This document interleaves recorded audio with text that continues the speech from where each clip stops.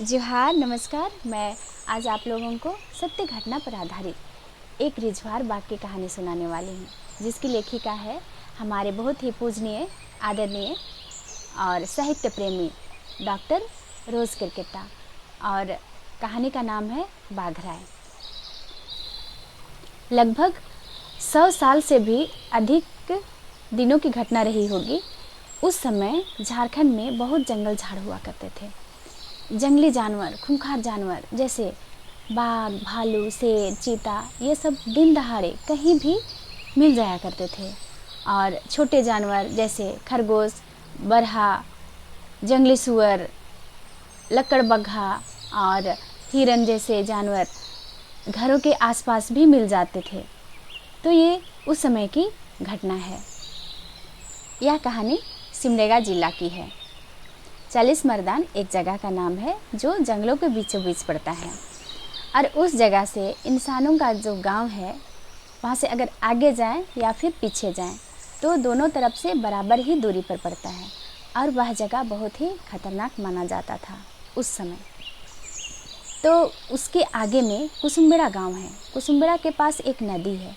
उसी नदी के पास में एक बड़ा सा बाग औरा बहार का जंगल और बूढ़ा पहाड़ के जंगल में आना जाना करता था और वहीं पर पानी भी पीता था। वह बाघ बहुत ही रिझवार था, मतलब बहुत ही रसिक मिजाज का था। बात उस समय की है जब चिट्ठी पत्र लाने ले जाने के लिए आज के ज़माने की तरह डाकिया या पियून नहीं हुआ करते थे। उस समय जो चिट्ठी पत्र लाना और ले जाना करता था उसको डाक बुहा कहते थे। वे लोग पैदल ही एक जगह से दूसरे जगह पर अपने डाक को पहुंचाया करते थे। वे लोग खाकी पैंट, कमीज और जूता पहनते थे और वे लोग दौड़ दौड़ के वे लोग अपना डाक पहुंचाने जाते थे। जब वे लोग डाक पहुंचाने जाते थे तो अपने साथ एक बलुआ यहाँ पे ढोए रहते थे, बलुआ ढोए रहते थे और बलुआ में ही डाक की थैली और उसके साथ में एक घुंघरू बांध के चलते थे। और वे लोग जिस तरह से आजकल मॉर्निंग वॉक करते हैं, मॉर्निंग वॉक करते समय कैसे धीरे धीरे दौड़ते हैं, तो वैसे वे लोग भी धीरे धीरे दौड़ते थे। तो उस देहाती भाषा में उसको बोलेंगे लुझुर लुझुर। तो वे लोग लुझुर लुझुर दौड़ते थे। तो जब वो लोग लुझुर लुझुर दौड़ते थे तो उनका जो घुंघरू है वो आवाज़ करता था। तो आवाज़ करता था तो लोग सुनते थे और लोग सुनते थे और बोलते थे कि डाकबुहा जा रहा है। डाकबुहा नहीं, दौड़ाहा जा रहा है, क्योंकि वो दौड़ दौड़ के जाता था इसलिए उसको दौड़ाहा भी बोलते थे। और सुनसान जंगल में जब वो पार होता था तो उसके घुंघरू की आवाज़ शांत और सुनसान जंगल को चीरते हुए दूर दूर तक पहुंच जाता था। एक बार की बात है, एक डाकबुहा कोरंजो से सिमडेगा रोज़ डाक लाना ले जाना करता था। उस समय को वह बाघ जो है अच्छी तरह से जान गया था कि किस समय वो डाकबुहा यहाँ से गुजरता है। इसलिए वह 40 मरदान के जंगल में उसके रास्ते पर ही आकर पहले ही बैठ जाया करता था और उसकी घुंघरू की आवाज़ को सुनता था। वह उसका इंतज़ार करता था। जब वो डाकबुहा अपनी डाक की थैली को लेकर के दौड़ते हुए आता है तो वह बाघ वहाँ पर उसको बैठा हुआ मिल जाता है। बाघ को देखकर डाकबुहा डर जाता है, लेकिन वो पीछे भी नहीं लौट सकता है, आगे भी नहीं जा सकता है।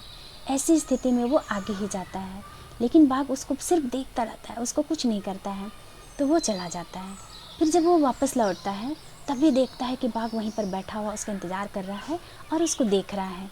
उस समय भी वो डर जाता है, लेकिन फिर भी से डरते डरते आगे बढ़ जाता है। लेकिन बाघ ने उसको कभी चोट पहुंचाने का या उसको कोई डराने का कोई प्रयास नहीं किया। दूसरे दिन आता है, दूसरे दिन भी बाघ उसको वहाँ बैठा हुआ मिलता है और मद मस्त होकर अपनी आंखें बंद करके वो घुंघरू की आवाज़ को सुनता है। अब वो डाकबुहा जान गया, लौटते समय भी वो बाघ उसको वहीं मिलता है। और इसी तरह से जब भी वो आता जाता है, बाघ उससे पहले भी आकर वो वहाँ पर बैठ जाता है और उसके घुंघरू की आवाज़ को सुनता है। अब वो डाकबुहा जान गया था कि वो जो बाघ है सिर्फ घुंघरू की आवाज़ को सुनने के लिए आता है और वो उसका डर भाग जाता है और वो आराम से वहाँ पर से आना जाना करता है। जब वह बूढ़ा हो जाता है तो उसके जगह में दोनों नाम का एक दूसरा व्यक्ति काम पर आता है। वह भी उसी की तरह बलुआ पकड़े और डाक की झोली को बलुआ में टांग कर और घुंघरू बांधकर काम पर निकलता है। जब वह दौड़ता है तो उसके घुंघरू की आवाज़ और जूते की आवाज़ पूरे जंगल में गूंजने लगती है। बाघ जब सुनता है घुंघरू की आवाज़ तो वह पहाड़ से नीचे उतरता है। दोनों भी दौड़ते हुए चालीसमर्दान के जंगल पर पहुंचा और चढ़ान पर चढ़ने लगा। ठीक उसी समय बाईं ओर से झड़झड़ सड़सड़ ऐसे आवाज़ सुनाई पड़ा और पेड़ से दीमक झड़ने लगी। डर के मारे वह रुक गया और इधर उधर देखने लगा कि क्या है। अचानक उसकी नज़र सामने पड़ती है। एक बड़ा सा बाघ बैठकर उसे ही देख रहा है। बाघ पर नज़र पड़ते ही दोनों का डर के मारे हालत ख़राब हो जाता है। उसका शरीर डर के मारे फूल जाता है। क्या करें क्या नहीं उसको कुछ समझ में नहीं आता है। आगे जाएं कि पीछे जाएं, सब तरफ उसे मौत ही मौत नज़र आने लगा। जब दोनों रुक गया तो उसके घुंघरू की आवाज़ भी रुक गई। घुंघरू की आवाज़ रुकने से बाघ भी अवाक रह गया। सोचने लगा कि ये क्या हो गया, और वह दोनों को सवाल भरी निगाहों से देखने लगा। ऐसा देख रहा है जैसे लग रहा है इसे पूछ रहा हो कि क्या हुआ। दोनों जब देखता है कि बाघ उसको घूर रहा है तो डर के मारे दोनों बिना सोचे समझे भागने लगता है। एक जगह पर मोड़ है, वो दौड़ते दौड़ते मोड़ के आगे पहुंच गया। जब वो बहुत तेज़ी से दौड़ने लगा तो उसके घुंघरू की आवाज़ भी चेंज हो गई। जो घुंघरू में पहले मिठास थी वो मिठास कहीं गायब हो गई और घुंघरू का आवाज़ कुछ अजीब सा आने लगा। बाघ भी अचंभित हो गया और अचंभित होकर के वो जानने की कोशिश करने लगा आखिर क्या हुआ, आवाज़ कैसे चेंज हो गया, क्या हो रहा है।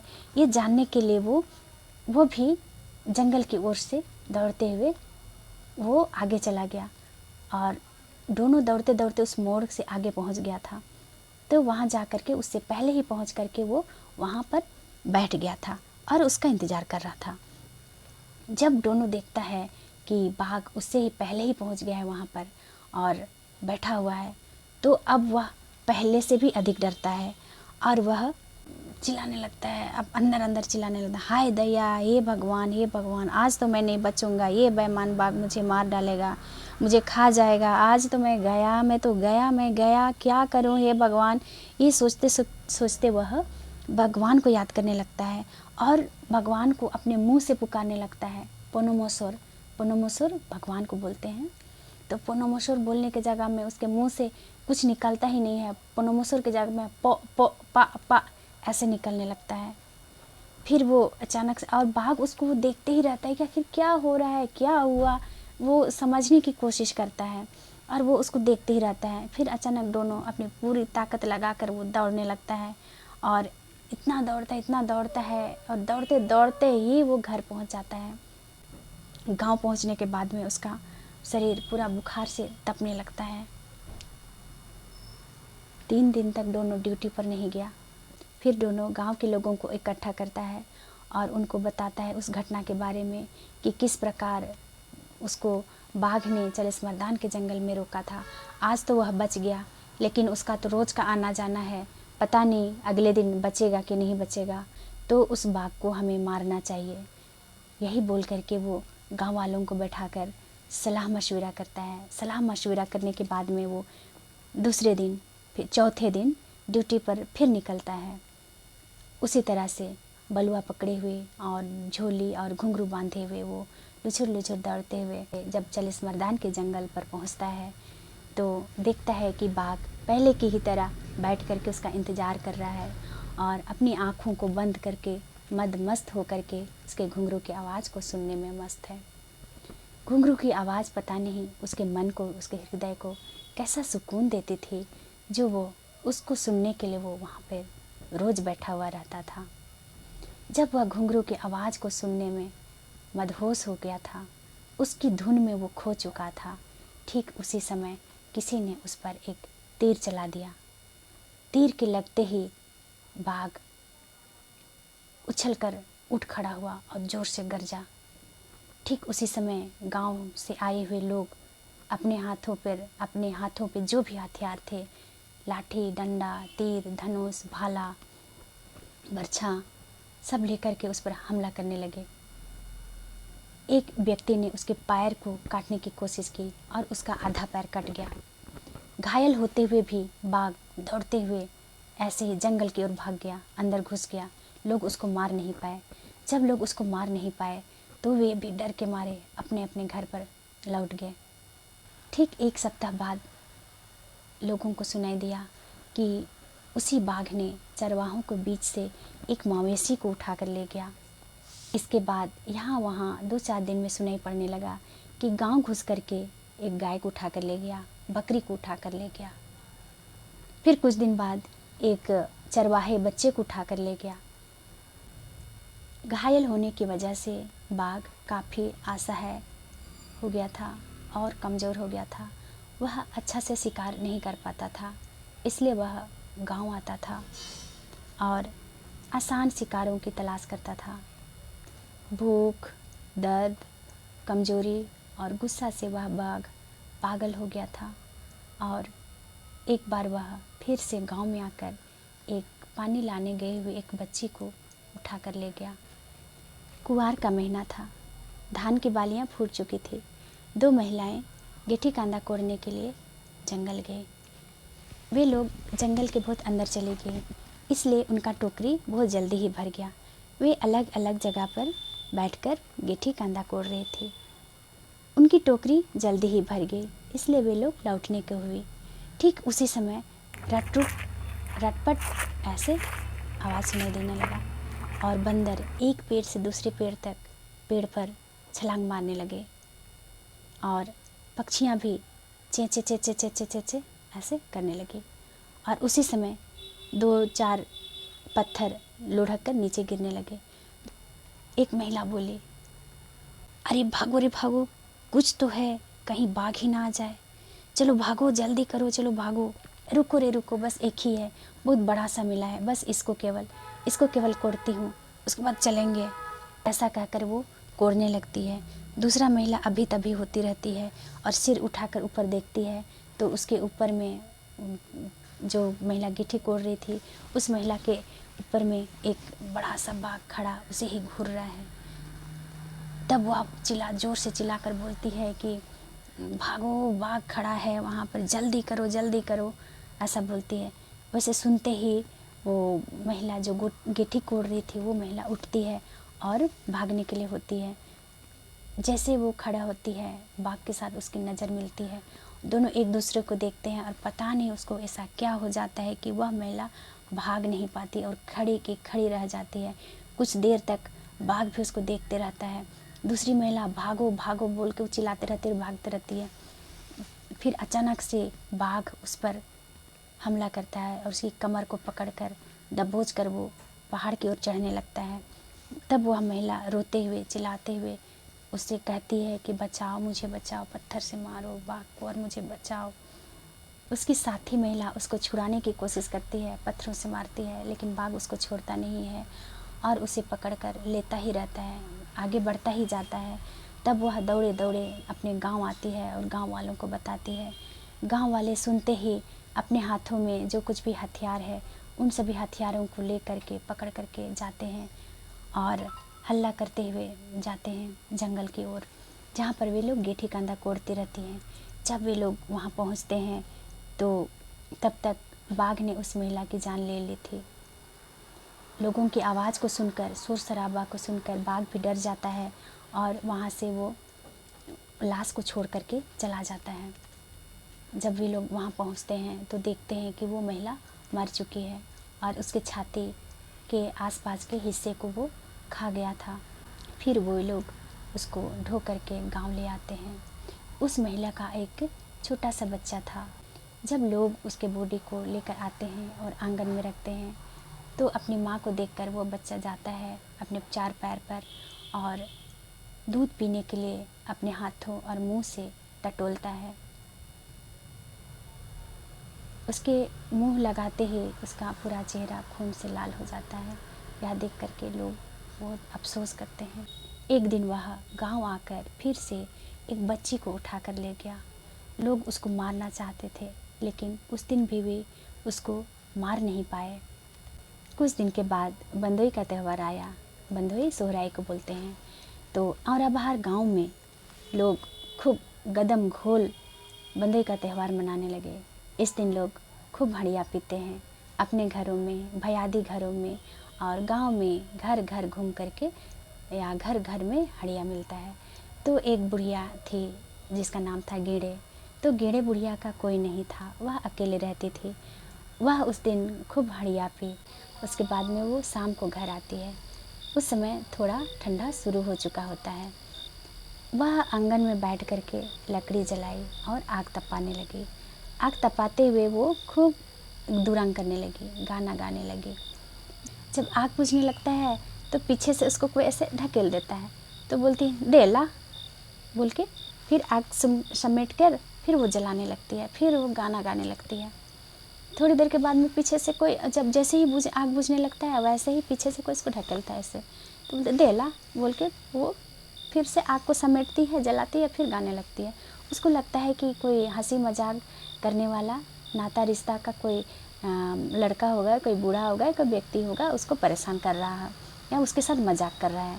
ये सोच के बार बार वो देला, जब जब ढकेलता है देला बोल के उसको ऐसे बोलती है। फिर जब बहुत बार हो गया, 7-8 बार हो गया, तब वो भी परेशान हो जाती है और बोलती है, लूठी पकड़ के रखती है, बोलती है अभी अगर करेगा तो मैं इसी लूठी से जला दूंगी। यही सोचती है और बोलती भी है। वो कीड़ो खेते को तमाइयों बोल के ऐसे मुड़ती है, ऐसे जैसे ऐसे मुड़ती है तो देखती है कि वहाँ पे बाघ, ए बाबा कीड़ो, ऐसे बोलते ए बाबा बाघ बोलते हुए वो गिरते पड़ते दरवाज़ा के अंदर में घुस जाती है और दरवाज़ा बंद कर लेती है। घर के अंदर में जाकर दरवाज़ा बंद कर लेती है और घर के अंदर में बहुत हल्ला करती है, सबको हल्ला करती है कि कीड़ो डेलसी बाघ आया है बोल के फिर वो हल्ला करने लगती है। तो गांव में इतना मांदर झांझ बज रहा था, लेकिन भी लोग तुरंत सुनते ही अपने अपने घरों में घुस जाते हैं और सब शांत हो जाता है वहाँ पर। इसके बाद और एक घटना घटती है। एक कुम्हार और कुम्हारिन घड़ा बेचने के लिए सुबह सुबह अपने घर से निकलते हैं। पहले कुम्हार लोग गांव-गांव जा कर के घड़ा बेचते थे। घड़ा, तवा और मिट्टी के बर्तन बेचा करते थे। तो कुम्हार जो है वो यहाँ बाहर ढोया हुआ था और दोनों साइड में बहुत सारे घड़े थे और उसके आगे आगे कुम्हारिन चल रही थी। वो भी अपने सिर पर घड़ा ढोए हुए थे और उसके चारों ओर राउंड में बहुत सारे घड़े थे और वे लोग बेचने के लिए गांव आ रहे थे। बाघ उनका पीछा करता हुआ किसी जगह से आ रहा है और जब उसको वो लोग बाहर ढोया हुआ था कुम्हार, जिसकी वजह से उसको हमला करते हुए नहीं बन रहा था। किधर से हमला करे उसको समझ में नहीं आ रहा था, इसीलिए वो मौके की तलाश में था और पीछा करते करते वो आने लगा। जब वे लोग गांव पहुंचने के जैसे हुए, उस जगह पर काफ़ी दूर तक काफ़ी चट्टान था। जब बाघ देख रहा है कि अब गांव पहुंचने वाले हैं और अब ये शिकार मेरे हाथों से जाने वाला है, तो वह अब उस पर हमला करने की सोचने लगा, क्योंकि वो उसको जाने नहीं देना चाहता था। अगर ये छूट गया आज का, तो उसका आज का भी शिकार उसके हाथों से निकल गया। इसलिए वह किसी भी तरह से मौका देख करके कुम्हार के ऊपर में हमला करता है। जैसे कुम्हार के ऊपर में वो हमला करता है कि घड़ा और भार की वजह से एक तरह का घड़ा गिर जाता है और आवाज़ करता है, ढाऊ से आवाज़ करता है। आवाज़ करने के बाद बाघ थोड़ा सा डर जाता है और कुम्हार को समझ में नहीं आता है कि क्या हुआ। फिर जब इधर हल्का हो जाए, एक तरफ का घड़ा गिर जाता है, फूट जाता है चट्टान में, तो वो दूसरी तरफ का भारी हो जाता है। जब भारी हो जाता है तो वो उधर का भी घड़ा ढाऊ के गिर जाता है तो वो भी फूट जाता है। तब बाघ डर जाता है, लेकिन सोचता है कि नहीं, अब कैसे भी हो हमको ये छोड़ना नहीं है, ये शिकार नहीं छोड़ना है। जब कुम्हारिन उसके आगे में थी, कुम्हार को क्या हुआ बोल के वो पीछे पलट कर देखती है, तो देखती है कि बाघ पास में पहुंच गया है। तो डर के मारे उसके हाथ से जो घड़ा था ऊपर में, वो घड़ा भी वो चट्टान में ही गिरा देती है। डर के मारे वो गिर जाता है ये घड़ा। जब घड़ा ऊपर से गिरता है तो और बहुत ज़्यादा ज़ोर से आवाज़ करता है, ढाऊ से आवाज़ करता है। इतना ज़ोर से आवाज़ सुनने के बाद में अब सचमुच का इस बार बाघ डर जाता है। उसको लगता है कि किसी ने बंदूक चला दिया या कुछ हुआ। ऐसा कुछ है कि अब उसको खतरा है, अब उसको डर है, इसलिए वो उस जगह से वो फिर बहुत डर के मारे तेज़ी से जंगल की ओर भाग जाता है। वे लोग भी, कुम्हार और कुम्हारिन भी डर गए होते हैं। फिर वे लोग गांव पहुंचते हैं और गांव में इस घटना की जानकारी देते हैं। उस समय कटनी का समय ख़त्म हो चुका था और लोग मवेशियों को जंगल में खुला छोड़ते थे। तो अब वे खुला छोड़ने के लिए भी डरने लगे और उसको चराने के लिए भी डरने लगे। इसलिए वे बाघ को मारने के लिए कुछ उपाय सोचते हैं। टोंगरी के उस साइड में बाघराय नाम से प्रसिद्ध 2 बाप बेटे रहते थे। वे लोग बाघ का शिकार करते थे। बाघराय का मतलब होता है बाघ का शिकारी, बाघ को शिकार करने वाला। तो वे लोग उसके पास जाते हैं क्योंकि वे लोग, उन लोगों ने बहुत से बाघों का शिकार किया था और अन्य जंगली जानवरों का शिकार किया था। वे लोग लोहा का काम करते थे और बाघ धनी बनाते थे, मतलब बाघ का फंदा बनाते थे। गांव के लोग उनके पास जा कर के विनती करते हैं और कहते हैं कि बाघ को मारना है। तब वे लोग सुनकर खुश हो जाते हैं। लोग उनकी बहुत बड़ाई करते हैं, इसलिए वे लोग भी थोड़ा घमंड, अपने आप पर घमंड करते थे कि हम लोग बाघ को मार सकते हैं और लोग हमारी बहुत तारीफ़ करते हैं। इसलिए जब लोग पहुंचते हैं उनके पास में तो बोलते हैं, कौन सा बाघ? अच्छा, वो लंगड़ा बाघ। इत्मीनान रहिए, कोई बात नहीं, ये बाघ क्या चीज़ है, तो वैसे भी लंगड़ा है वो, तो हम लोग तुरंत मार सकते हैं। आप लोग इत्मीनान रहिए और जाइए घर, बस तैयारी कीजिए कि 2 दिन के बाद में आप लोग को उस लंगड़े बाघ को ढो करके अपने घर लाना पड़ेगा। तब वे लोग इत्मीनान हो जाते हैं, वे लोग भी खुश हो जाते हैं कि अब हम लोग को बाघ से छुटकारा मिलेगा। तो वे लोग भी अपने घर चले जाते हैं।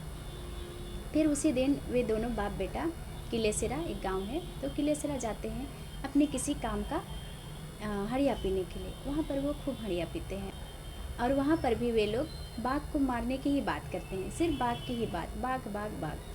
वे लोग इतना हड़िया पिए हुए रहते हैं कि उनका पैर रास्ता पर सही ढंग से चल ही नहीं रहा है।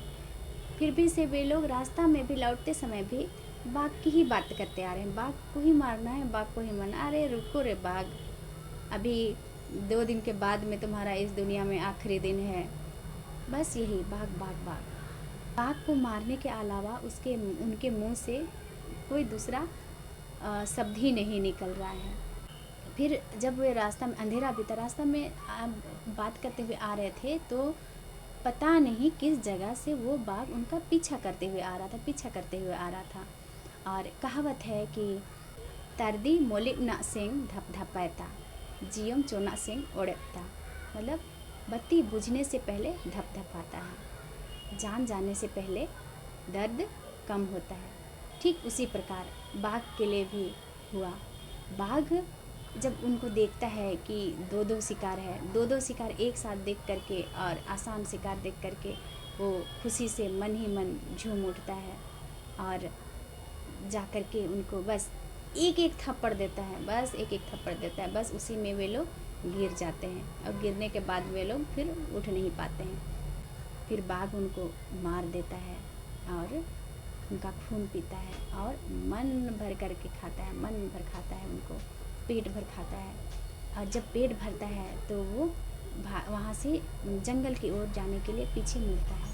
तो पीछे मुड़ता है तो अचानक देखता है कि एक बड़ा सा भालू उसके पीछे में आकर खड़ा है। भालू को देखते साथ वे लोग दोनों एक दूसरे पर हमला करते हैं। अपने 3 पैर से ही बाघ उस भालू से लड़ने लगा और वे रात भर लड़ते रहे। मुर्गे की बांग देने तक धीरे धीरे उनकी आवाज़ थम गई।